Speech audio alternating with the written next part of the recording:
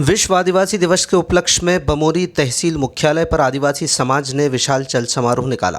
इस समारोह में हजारों की तादाद में आदिवासी महिला, पुरुष और युवा सम्मिलित हुए, जो अपनी पारंपरिक वेशभूषा में सजे नजर आ रहे थे।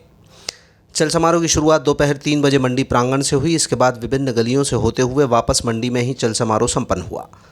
आदिवासी युवा युवतियां हाथों में तीर कमान और हंसिया लिए हुए थे और डीजे की धुन पर अपने लोकगीतों पर नाचते गाते चल रहे थे।